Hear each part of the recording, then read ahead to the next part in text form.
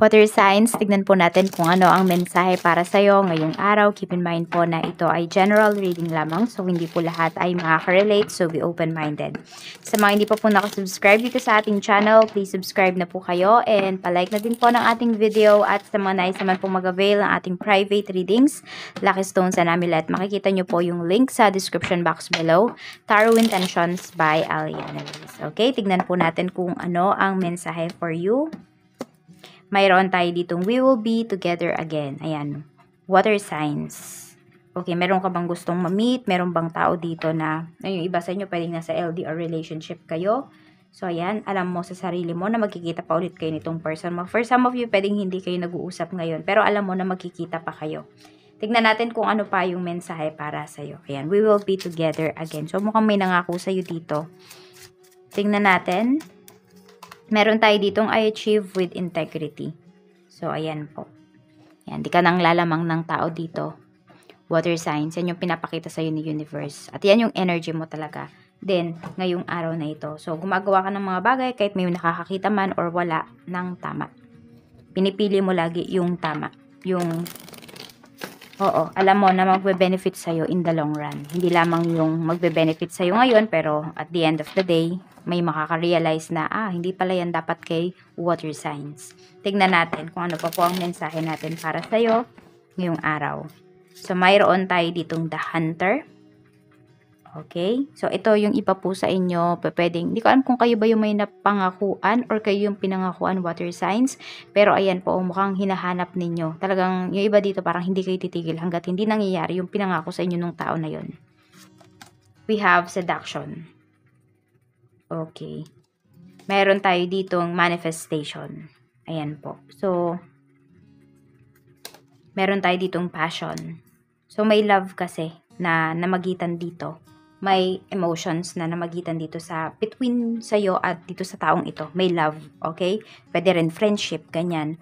So, nalulungkot yung iba sa inyo kasi pwede po na, yun nga, ngayon, pwedeng hindi pa kayo nagkikita ulit ng taong to. Pero kasi sinasabi naman kasi dito, di ba, we will be together again. So, kung ano man po yung pangako sa'yo ng isang tao na yun, maaaring, mangyayari siya pero medyo matagal-tagal pa. Ayan, so ito din katulad ng minamanifest ninyo, mas maganda talaga is pure po yung intention ninyo dito. Huwag nyong pilitin yung mga bagay-bagay dito. Hayaan yung mag-flow yan naturally. Yung mga, yung inyong mga desire, yung inyong mga manifestation. Kasi pag lagi nyong iniisip, tapos nanggagaling kayo doon sa frequency or sa low frequency, matagal talaga yan bago ninyo ma-achieve. So, dapat high vibrational kayo at mataas yung frequency ninyo. Dapat din sa heart siya nanggagaling. Pag kayo ay nagmamanifest at hindi kayo parang sobrang umaasa talaga. Yung tipong araw-araw nyong iniisip na ito yung minanifest ko, dapat mangyari siya. I-let go nyo lang. Makikita ninyo. Tignan natin kung ano pa yung mensahe para sa'yo. Spirit guide, ano pa po yung mensahe natin? Mensahe pa po natin, spirit guide. Mensahe natin kay water signs. Okay, spirit invocation. Yan po. So, yung taong to ngayon, pwedeng hindi siya nakakatulog ng maayos. Alam mo yung parang binabagabag nga siya ng kanyang konsensya or ng kanyang damdamin. Ayan po. Tignan natin. Word spirit. So, napakahalaga po ng mga sinasabi mo ngayon pagdating sa iyong sarili, pagdating sa mga gusto mong i-achieve in life. Kaya mag-iingat ka sa mga sinasabi mo. We have energy exchange. Ito yung hinahanap mo kasi. Okay, pwedeng ito yung hinahanap mo dun sa tao na yun. Kasi pwedeng, hindi naman dahil sa natulungan mo siya, kaya hinahanap mo siya, diba?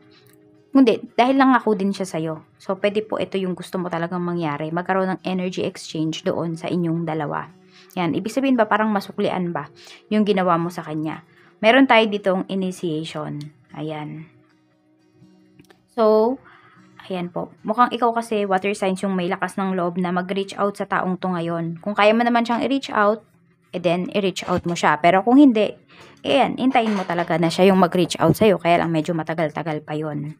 Meron tayo ditong put heart in your work. Diba sinasabi ko sa inyo, yung manifestations po ninyo, dapat sa puso yan nang gagaling. Which is, tingnan mo, may puso tayo dito. Sinasabi talaga yan sa atin ni universe. Kaya ganun po yung gawin ninyo. Kailangan pure po yung intention ninyo pag kayo ay nagmamanifest. We have worry not. Ayan, wag na po kayong mag-worry. Yan, sa inyong nararamdaman, sa taong mahal po ninyo. Ayan, kasi magkakasama nga po ulit kayo soon. Yan yung sinasabi sa inyo ni Universe. So, tignan natin kung ano pa yung mensahe para sa'yo. Spirit Guide, ano pa po yung mensahe natin kay water sign. So, pagdating sa trabaho, tignan natin.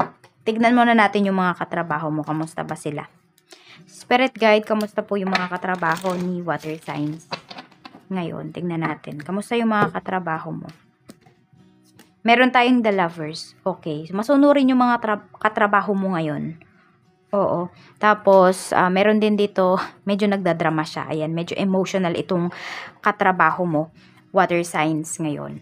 Tapos, pagdating naman sa ambience talaga sa work, ayan, napakaganda naman po. Lahat ay moving, lahat ay kumikilos. Napakaganda ng energy. Tapos, lahat din naman kayo nagkakaintindihan dito. Kaya nga kung meron ditong kung mayroon ditong emotional, ayan, mukhang susuportahan nyo siya. Tignan natin, Spirit Guide. Tapos ito, success po ito ha. Kung meron kayong mga projects or mga projects na ginagawa, success po yung paparating sa inyo. Pagdating naman sa negosyo, we have Ace of Swords. Ayan, ito ay pagdating to sa mga staffs mo, napakagagaling po ng mga staffs mo. Alam na alam nila yung gagawin nila pagdating dito sa inyong negosyo. And also, water signs, maaasahan mo talaga sila. Kasi diba, I achieve with integrity. So, marami sa inyo water signs is, swerte kayo, bless kayo dun sa mga taong nakapaligid sa inyo, lalo na sa mga staffs ninyo. Pero syempre, wag yan susobra, okay? Dapat tama lang din talaga. Tingnan natin, pagdating naman sa mga kliyente mo, 2 of Cups, ayan, mababait yung mga kliyente mo ngayon, mapagbigay, parang alam mo yung hindi lang sila yung nag-gain, ikaw din, mag-gain ka rin sa kanila. So, bigayan po kayo dito ng mga kliyente mo. Mukhang wala namang mangungutang sa iyo ngayong araw na ito. Tignan natin, kamusta naman yung sales mo? Queen of Swords, ayan. Medyo na-stress lang yung iba sa inyo. Ayan po. So, sabi ko nga, kahit na pagkakatiwalaan ninyo yung mga staffs ninyo, if meron man, or kung sino man tong tao na pupunta dito sa business ninyo ngayong araw, syempre, i-check nyo pa rin yung mga dapat ninyong i-check. Ayan po. Medyo napapakunot yung noon ng iba sa inyo. Napapataas yung kilay. Pero, nandun naman yung happy kayo kasi pwedeng ine-expect nyo naman talaga na mataas po yung sales ninyo. Tingnan natin pagdating naman sa kaperahan, we have 3 of Swords. Ayan. So, meron dito kasi parang lagi ka bang nilalamangan. Yun yung nakikita ko dito. Water signs. May isang tao dito na parang lagi kanyang gustong lamangan, no? Tapos, pwede rin na, yan, pwede yan ay nangutang sa'yo. So, ngayon, tingnan mo, ikaw yung namomroblema dito. Pwedeng nagbabudget yung iba sa inyo ngayon, nagsusuma kayo, nagko-compute, tapos nakikita nyo, may kulang talaga. Kasi nga, merong hindi nagbabayad po sa inyo. 5 of Pentacles, yan, merong struggle yung iba sa inyo in terms of finances. Diyan kayo nahihirapan ngayon. Ayan, no? Pwede nga, meron kang gustong bilhin, di mo siya mabili ngayon. Meron kang siningil, pinagtataguan ka or ayaw nang magbayad. Tingnan natin. Pagdating naman sa mga single, we have Queen of Cups. Okay, para sa mga single natin dito na water signs, mukhang mayroon kayong hinihintay. So, ito yun, yung we will be together again. Ayan po. So, pwedeng merong nagbigay sa inyo dito ng sinabi yata, parang wait mo ko ng ganitong month. Wait mo ko ng 6 months, ganito, ganyan. So, kayo, naghihintay kayo dito. Ayan. Or, hindi niya sinabi yan sa inyo directly, pero ibang words po yung sinabi sa inyo nung tao na yun. Kaya kayo dito, naghihintay kayo dyan sa taong yan. Nasa sa inyo po yan kung maghihintay kayo. Para naman sa mga in a relationship, we have 5 of Swords. Okay, so mukhang may natuklasan kayo dito sa person nyo. Medyo toxic talaga yung mga energies natin ngayon. Sa totoo lang. Sa mga in a relationship, ayan, puro swords yung lumalabas. Even kay fire signs, swords din. Ito naman, ayan, meron kayong alam, pero yung iba nagbubulag-bulagan. So, parang ganun din. Same energy din ni fire signs. Yan, nagwo-worry kayo dito. Pero nakalagay kasi, diba, worry not. Ayan. So, maghanap kayo ng concrete evidence kung nafe-feel ninyo na merong iba yung person ninyo. Kasi, mahirap yan. Kayo yung matatalo dito kapag wala naman pala. Okay? Kayo yung matatalo. Kasi, kayo yung nag-iisip ng negative dito. Diba? Kayo yung mawawalan. Kaya, pag-isipan ninyong mabuti, ano ba yung mga kilos ninyo dito. Hindi mo din pwedeng i-confront yung person mo. Kasi wala namang nagloloko na aamin. Ang kailangan nyo talaga is concrete evidence. Even sa mga nagpapabasa sa akin, sinasabi ko yan. Yes, kung makita man natin sa tarot na mayroon, pero hindi nyo pa rin ng concrete evidence. Hindi naman lahat naniniwala sa tarot. Hindi rin nga yan tinatanggap saan, 'di ba, sa mga legal cases. Kaya hindi nyo pa rin is concrete, solid evidence. We have 5 of Wands. So, may mga nag-aaway dito na mga mag-asawa. Pero magbabati rin kayo. Ayun, siguro nafe-feel mo, hindi kayo pinaprioritize ng asawa mo ngayon. Ayan, ngayong araw. Pero love niya kayo, ha. Yun nga lang kasi meron siyang ibang pinagkakabalahan. So, ang lucky number mo ay number 6. Yun lang, number 6. Maraming salamat po. At mag-iingat kayo always, water signs. Bye-bye!